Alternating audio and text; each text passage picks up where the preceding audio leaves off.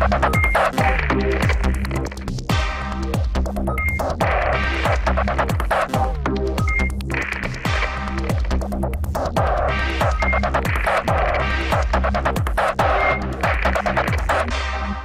evening, and thank you so much for joining us on the show. We totally appreciate your time. My name is Medrin Yambura. We are live on Family TV, also live on Family Radio.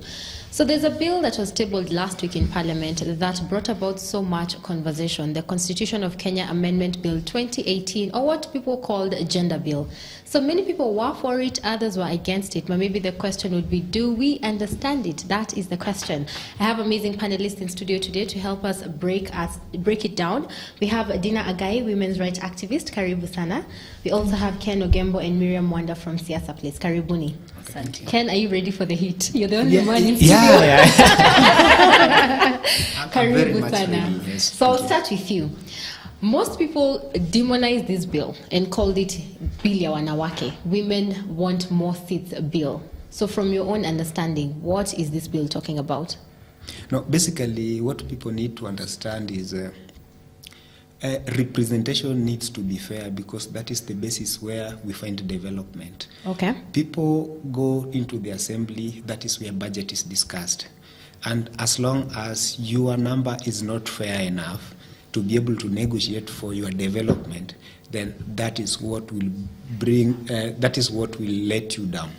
And that has already disadvantaged the women. Mm-hmm. And when the Constitution was being architectured, they came up with an idea that we want to have an inclusive Kenya where each and every category of our population need to be represented in the decision making, so that when allocations are made that goes towards developing each sector, women, youth, people living with disability who were left before had to be brought on board. Okay. And that is the basis under which they said, let us have fair representation. And now they just said the categories, at least each and every gender has to be represented. Okay. Dina, are you surprised by the noise against the bill? Against the bill? Yes, because on Twitter it was fire, but those are the keyboard warriors. But were you surprised? Not really, because of where we've come from and because of how we are socialized.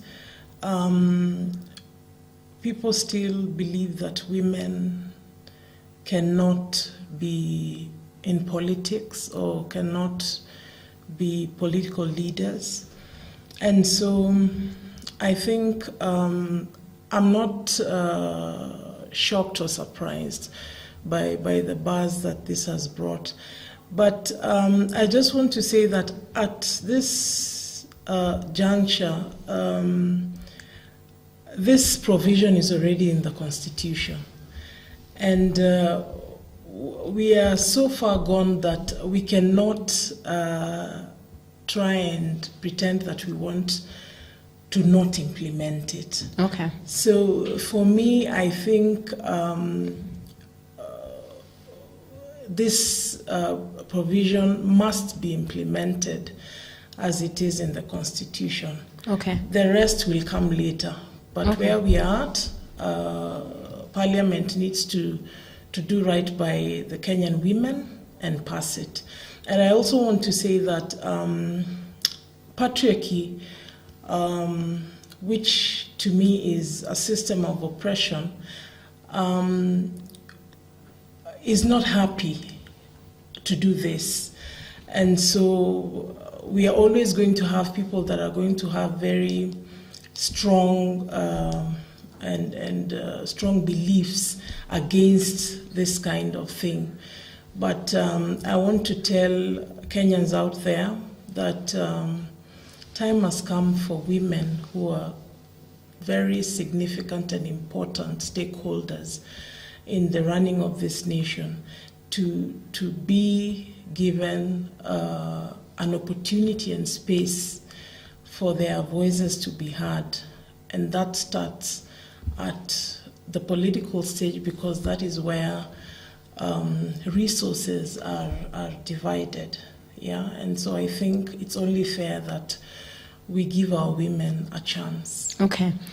Just bouncing off what she said, many thought it would be an easy sale of the bill. They vote and you have it in, but that didn't happen. Why? I would say the reasons why the bill may not have passed is also because when you look at women deserve to be given elected positions.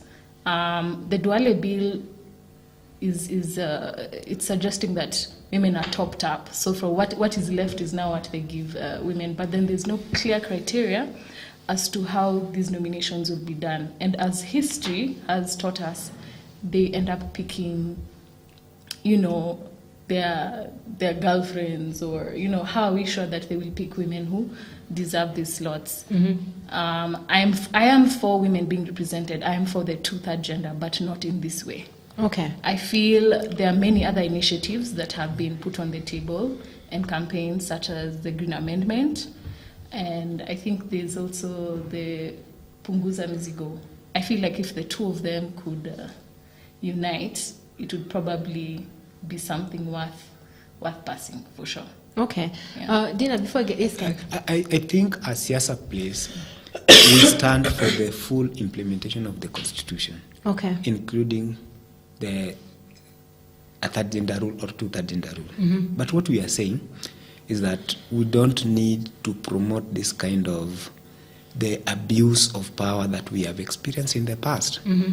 What happens, we have seen in the past where you give political parties a chance to nominate. People nominate their sisters, their brothers. These people does not, even if they are women, they does not represent women outside there. Okay. Because the ideal situation was women were only being brought on board to contribute in decision making. Okay, when somebody nominates their sisters, their brothers, their better half, what happens is that these people are loyal to them. If they say vote this way or do it this way, that is what they will do. And that is why, as Siasa Place, what we are saying, we stand and promote full implementation of the Constitution. But why don't we put the structures in place where even if the parties had to be given the opportunity to nominate, there are criteria where we will ensure that people who are worth are brought on board. Okay. For example, we need an aspect of like proportional representation that can either come from either the commission coming up with a straight formula where people are either directly elected, or if it's supported by political parties, where political parties are given conditions that this is the criteria through which you will nominate, like there are specific constituencies that have to get women, then these people have direct authority and they can report back to the people. Okay. Yes. I hear what you're saying. Dina? I think I concur with him on the part where he's saying that we've seen that in most cases, those that are being nominated the nominations are not being done on merit. Okay. And that is a major concern because political parties are really playing a cat and mouse game when it comes to nominations. You have people that have really worked for the party, people that are deserving of the positions, being shortchanged because of obvious reasons. You have people who are connected, people lobbying, people even paying to get these positions. And so you find that really the people that deserve are not getting these positions. And that is a major concern. But at the moment, I want to say that where we are at, like I've said before, we need this thing implemented fast. Then we find mechanisms that can deal with those issues that we feel are not fair.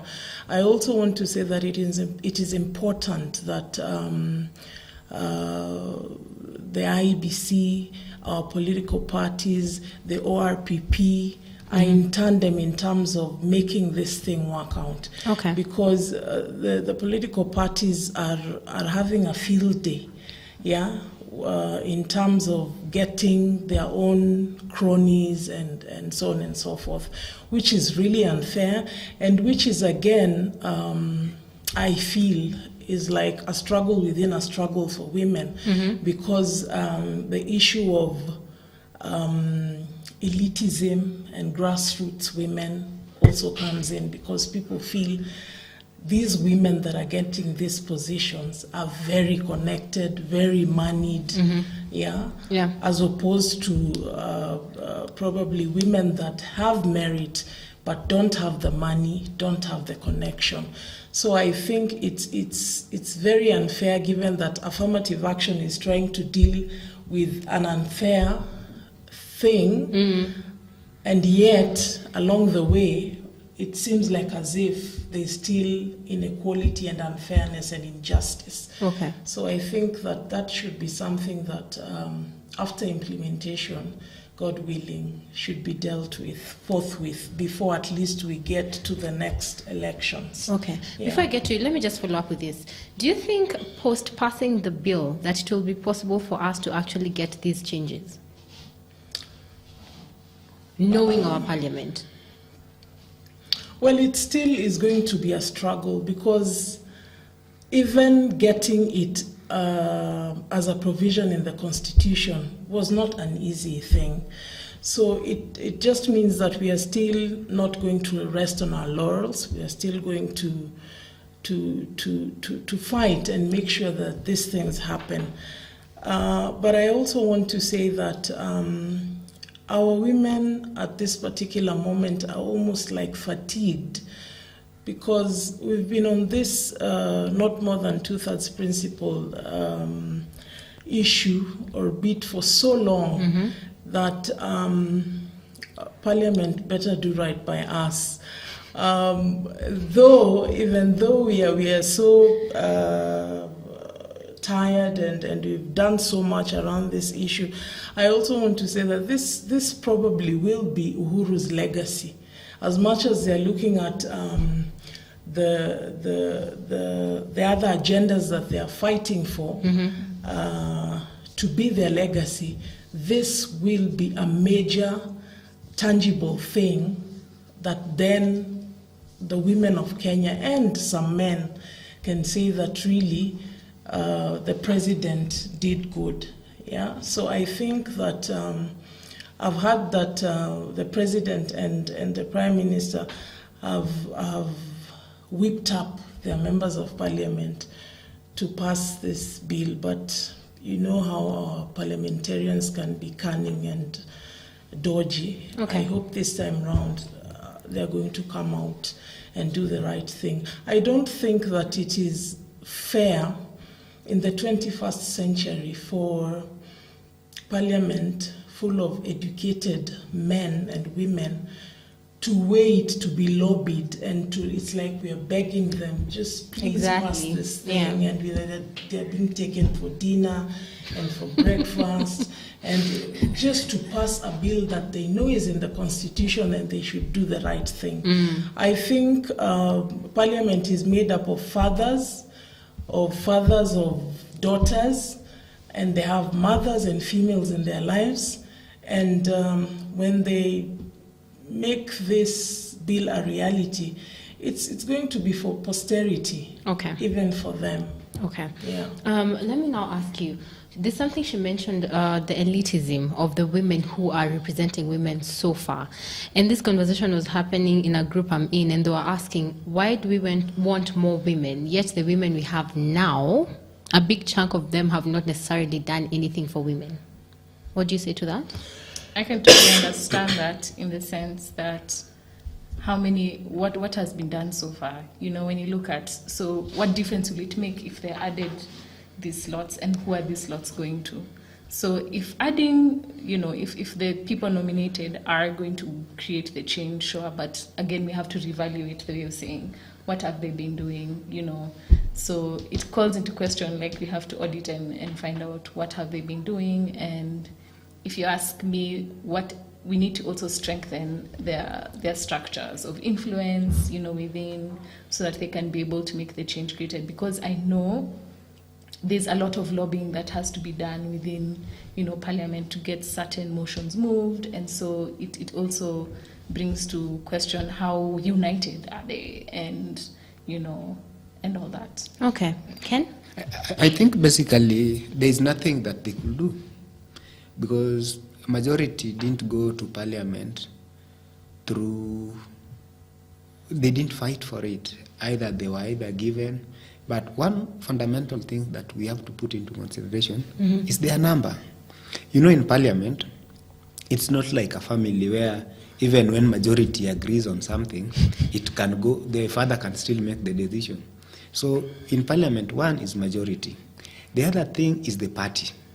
So what does the party stands for? So you find that most of these women, in terms of even ranking in the political parties, they are very low. Okay. So they become almost like just participant in the political party. And therefore, even when it comes, because a lot of work happens within the committees in Parliament.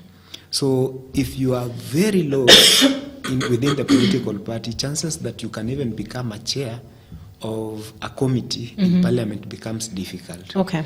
So try to imagine somebody who was just given a nomination. Now you are in a committee. That even makes you the least.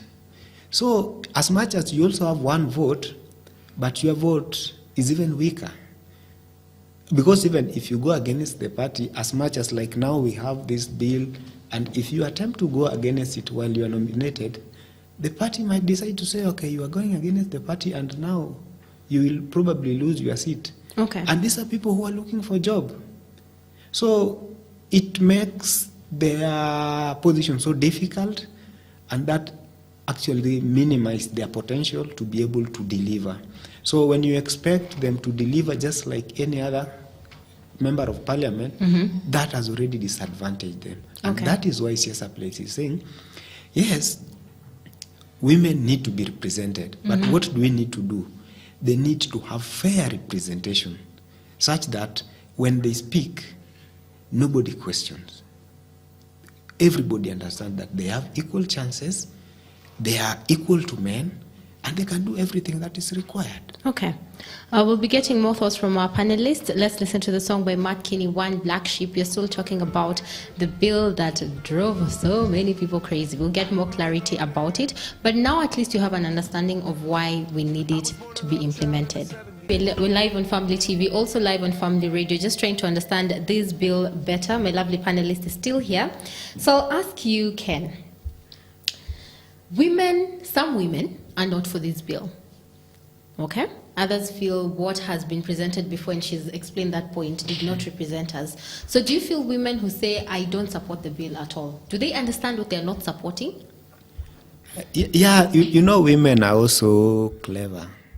Because if you can remember, and Kenyans don't forget so fast like we might think, there were 2 attempts when the bill was brought to Parliament and it failed. Why is it all of a sudden that everybody else who used to oppose it is now supporting it?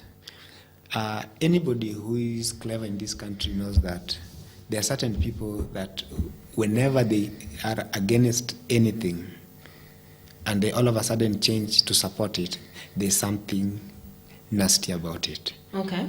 And the women are right. They need to question why the change of art from Duale and all the other guys who didn't support it. Okay. So what the people need to understand is, is the bill meant to create fair opportunity for women? No. Is the bill well intended for women? No. What is its intention?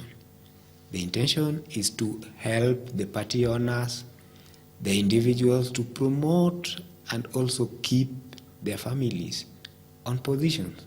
So this is basically trying to extend patronage, where there are few people who control everything and ensure that they have their representative in Parliament, period. It doesn't serve the interest of women.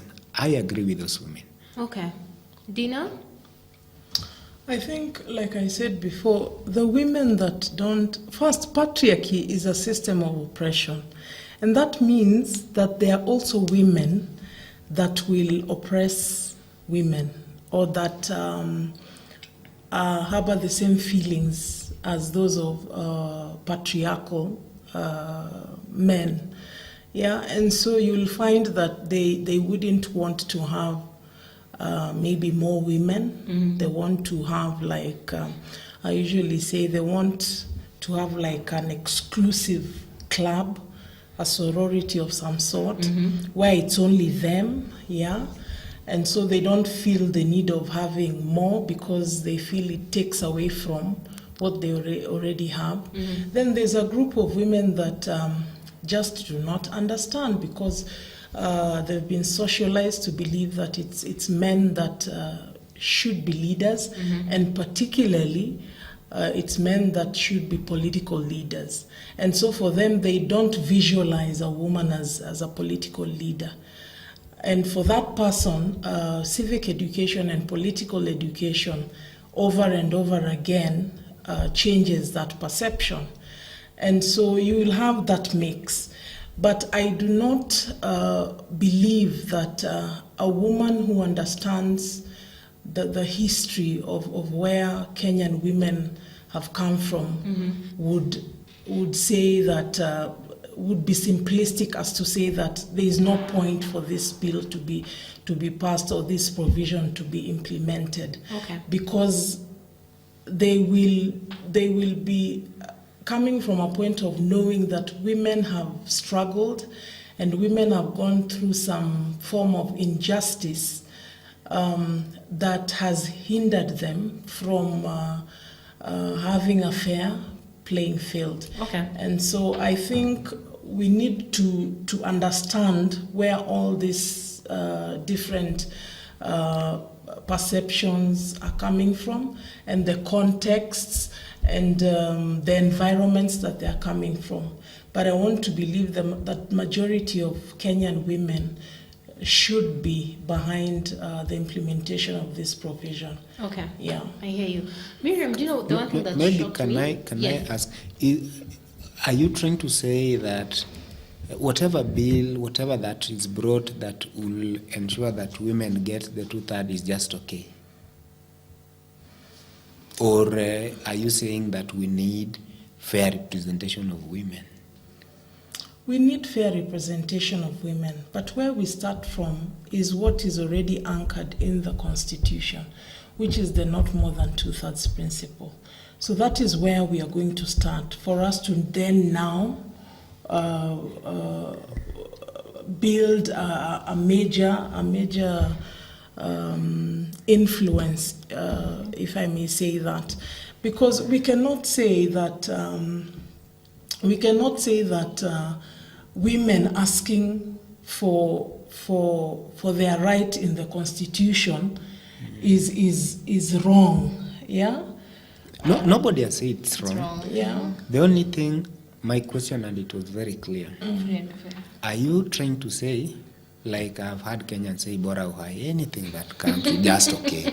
No, I'm not saying Bora Uhai or Bora a bill. This bill that is being put on the table is coming at the cost of fair representation. Mm-hmm. If you look at it, our system is more of an elective system as for nominations, and the nomination slots were there for like the special interests, like for disability, youth, marginalized groups. Yeah. Now women were given that 2/3 gender, mm-hmm. right? So the way I see it as the nomination process may not be fair. So even if we are going to pass this bill, mm-hmm. it's at the cost of what he's saying, the fair representation. So are we willing to part with that? That's the question. Or do we push for a better deal, or do we just settle? You see, those are the options we are placed. Do we settle or do we push for...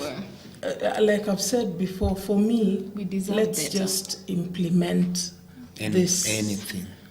I don't feel it's anything. I feel it's something based on where we've come from.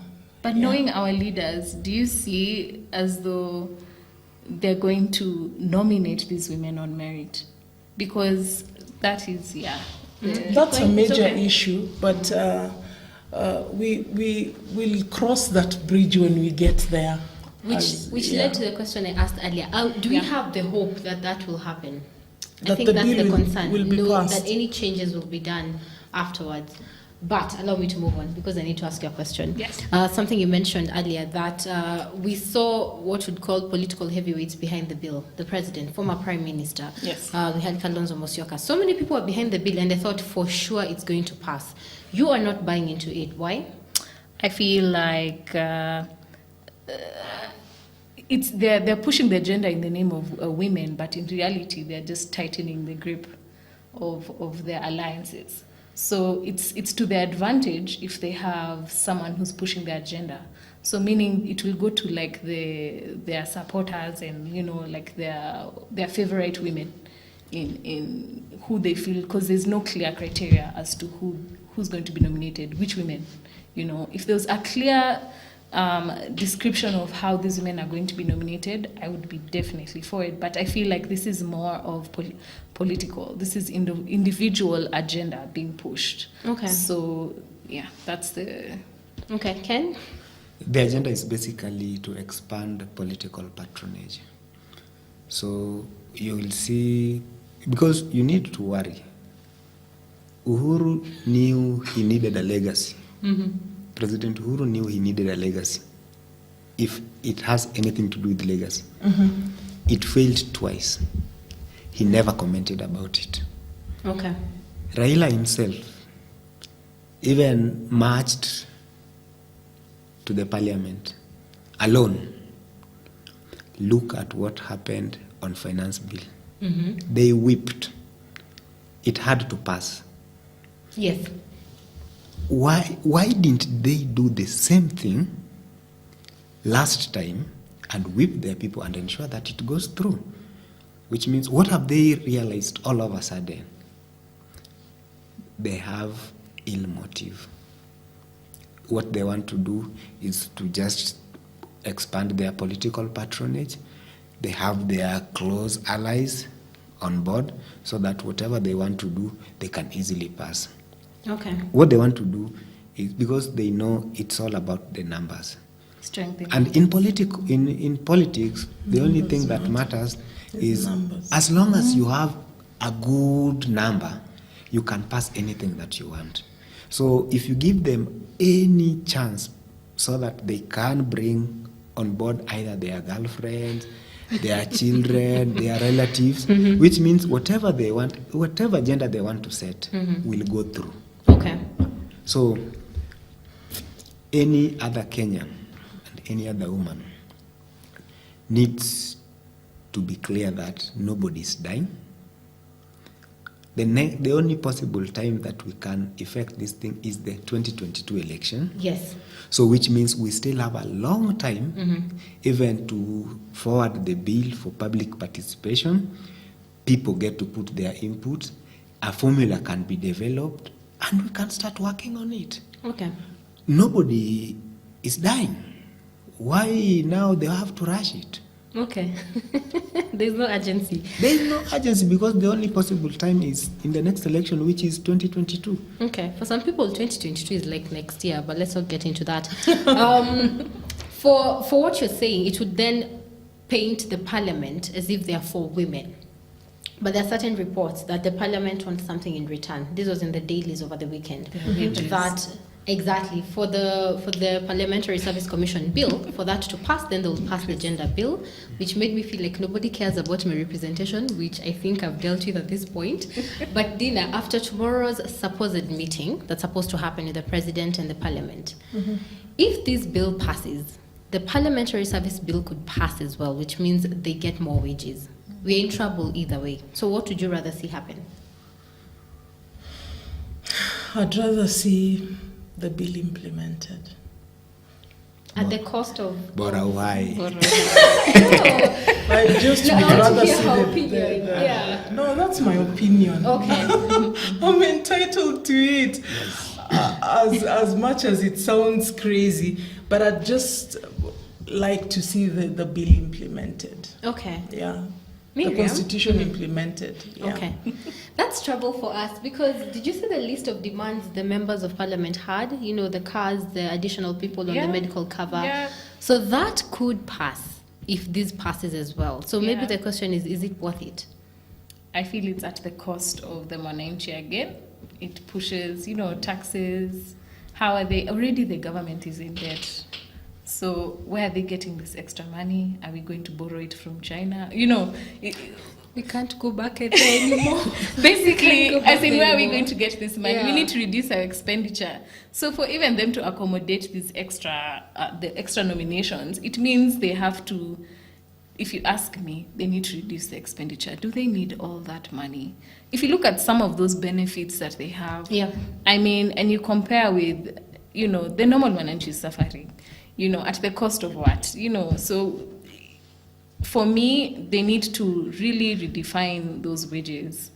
Yeah, before there's a lot that needs to happen and to be considered before this passes. Okay. You see, Yes, I Dina. also want to dispel this notion that whenever you talk about the not more than 2/3 principle, you're immediately the budget issue comes and the wage issue comes, because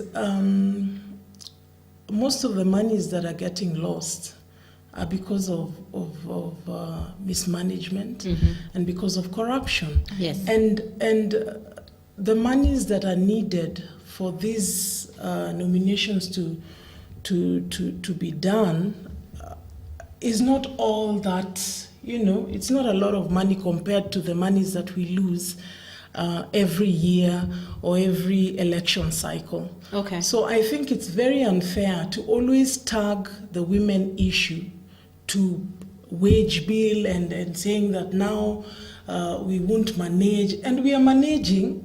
Right now we are managing, but it's because of stealing. That is why we are feeling the pinch. Okay. And so I think it is very unfair to do that. I think that we should separate issues. And I think that propaganda that has been going on for the longest time, that if we add more women, we will be overrepresented and we will use a lot of money as a nation. I think that's just propaganda. Okay. That should be dealt with. The women should also use propaganda to fight that, because it is not true that if women are more, we are going to the wage bill is going to be bloated. Okay. Yeah. Then it's easy to say then the parliament is using that, because what the MPs are doing is that they have this bill that will allow SRC to limit, or rather to to make sure they don't pay themselves more than they should. So they have that bill as well, and they have the gender bill. So they are saying, if you want this one, you need to give us this one first. So maybe they're the ones spreading that propaganda. But then again, I think as Kenyans, sometimes we are so pessimistic and we assume so many things. We've not gotten to that. Of course, the parliament has always misbehaved. So we are judging them based on past misbehavior.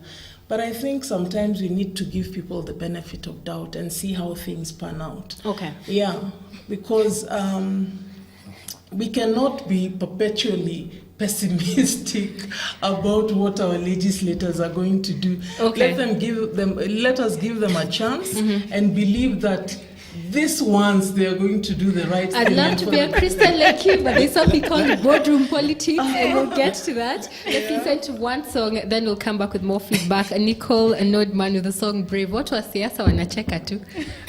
Let's listen to that song first. We're live on Family TV, also live on Family Radio. The reason why I'm laughing is because of these amazing people. But first, mlikuwa mnachekelea nani kwa nini? This lovely lady when she's explaining her point. Why were you laughing when she said don't be pessimistic? Because when someone shows you their true colors, just believe them. I mean, time and time again, how many times have we been promised so many things, and then at the end of it all, they don't deliver? So when someone shows you their true color, just believe them. Okay. So the same way with history has taught us. So, the past teaches you many things, so you should use it to your advantage to make an informed decision. Okay. In the future. So, why did you say that to that tone? to make an informed decision. No, Ken. I was trying to imagine how a normal human being would ever trust a declared thief with their property. Let's say maybe we don't need to judge them. In the past, they have done it. Okay. Not once, not twice, not thrice. So if you still have hope with them, probably you're too religious and hope that God will come and save them. But the truth is, Yeah. never try to go that direction. Okay. There are people Don't who trust the parliament at all. don't ever try. Okay. So we have a couple of minutes, but I want to understand. So there are two things we're looking at. There's a supposed meeting tomorrow that could see, the president convince the MPs to pass this, and then we could also see the passing of the other bill. That is very scary because I am not ready to pay more taxes. But Dina, again, just clarify this one. Are you sure you want the bill to pass at the cost of more expenditure for us? Because MPs will ask for more money and there'll be more people to pay. And I remember Aiden Duale said that democracy is expensive. But at some point, Kenyans are like, there has to be a limit. I think it will be very unfair for our parliamentarians to play that kind of game, knowing that times are very hard, and knowing that the other bill is just a selfish bill. Yeah. They don't need it. They're the most highly paid parliamentarians in the world. For them to even think of asking for more is immoral. And so I think for them to try and trade off using this other bill is completely out of place, and it's not honorable. Okay. And that is why I'm saying I want to believe. I want to be positive. I don't want to be pessimistic. I want to believe that this House are going to soul search and that they're going to do the right thing. Okay. And that the President and the Prime Minister are going to put some sense in them to do the right thing. Okay. But as for the other bill, it's something that it is something that they shouldn't even think about. Okay. Knowing what Kenyans are going through. Yeah. So let me just bounce off that. You see what she said, what Kenyans are going through. Kenyans are getting tired. If any video that has gone around this weekend is anything to go by, Kenyans are tired. So should this happen, when we get the two bills passed, what do you and I do? Seriously, what do we do? I think some of the things that we need to note, that the President and the Right Honorable Raila, they only have one bill. So if tomorrow by 2 p.m. the Kamkunji is over, be assured that the gender bill will pass. Okay. The MPs will not do anything about their personal bill. Okay. Because otherwise, it is not the first time they are bringing it on board. They have brought it Yes. with condition and it had always failed. Reason being, it's the two guys who call the shot. Others are other members. So, no, I'm not worried. But I think the other thing that Kenyans also need to understand is that the idea, I don't know who came up with the idea that MPs are so many.